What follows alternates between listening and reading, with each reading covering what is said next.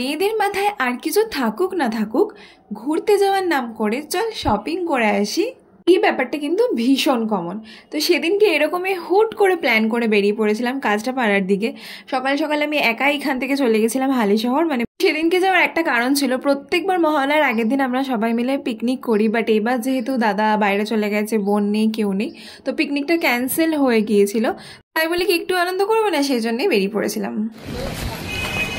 আস্তে আস্তে হয়ে গেল হট করে বৃষ্টি, ছাতা মাথায় এখন যাচ্ছি। সামনেই পুজো, সবাই কেনাকাটি করছে, সবার মনে কত আনন্দ, বাট কিছু কিছু মানুষের হয়তো আনন্দটা হয়তো তাদের মধ্যে নেই। আজকে হঠাৎ করে ট্রেনে যখন উঠলাম তখন দেখলাম একটা ঠাকুমা একদম ভিজে চুপচুপে হয়ে গিয়ে মানে কি একটা বিক্রি করেছিল অনেক রকমের সবজি, বাট দেখে সত্যি খুব খারাপ লাগছিল। হয়তো তাদের ফ্যামিলি সাপোর্ট করে না, তার জন্য তাদেরকে এইভাবে রাস্তায় বেরোতে হয়, কাজ করতে হয়। কোনো কাজই ছোটো না, বাট স্টিল এত বয়স হয়ে যাওয়ার পরও এই জিনিসগুলো দেখে সত্যিই খুব খারাপ লাগে। যেমন হালিশহর স্টেশনে নেমে তো গেছি, বাট এখানে প্রত্যেকবার নামার সময় এত বাজে একটা গন্ধ বেরো, যেটা নেওয়ার মতো আর থাকে না। আশেপাশে মাছের আড়ত আছে যার জন্য। আর অ্যাজ ইউজুয়াল টোটোতে উঠে একা তো টোটো ছাড়বে না, অপেক্ষা করতে হবে যতক্ষণ না 4-5 জন উঠবে।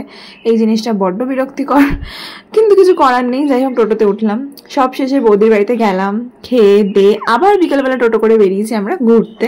সারা বছর শপিং করলেও দুর্গাপূজার সময় শপিং করার মজাটাই একদম আলাদা। চারিদিকে শপিং মলে কেউ ঢাক বাজাচ্ছে, চারিদিকে পুজোর গান বাজে, তো এই সময় বেরোনোর মজাটা কিন্তু সত্যি সত্যি আলাদা থাকে। দেখা যাক কি নেওয়া যায়। বাচ্চাদের সাথে বাচ্চাদের বন্ডিংটা হয়তো আমাদের বড়দের মতন হয় না।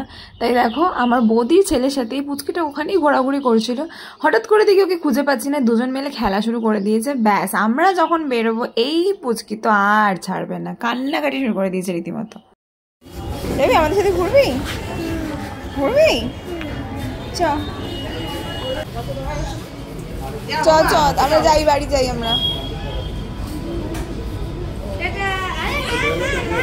ছাড়া ছাড়া হাতটা ছাড়া।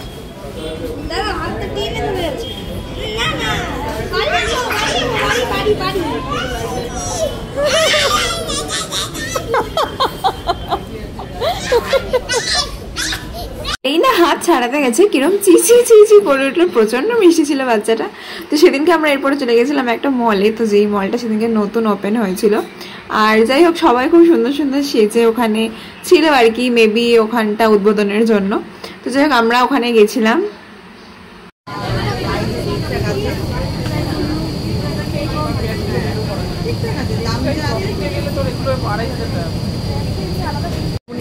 আজকে আমরা একটা মলে এসেছি, ঠিক আছে। এবার এই মলটার মধ্যে আজকে নতুন ওপেনিং হয়েছে। আমাদেরকে দেখো টিপ টিপ পরিয়ে দিয়েছে, আমাকে দেখাতে পরিয়েছে, বৌদি কি সুন্দর করে পরিয়েছে। হ্যাঁ এবার আমরা বুঝতে পারি, আমাদেরকে হট করে ডেকে বলছে আমাদের কাছে রিভিউ নেবো।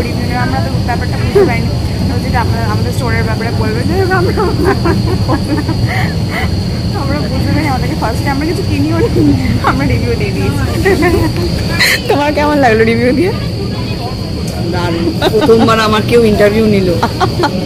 বাদ রাখিনি সেদিনকে আমরা কিছুই, মানে সব জায়গা ঘুরেছি।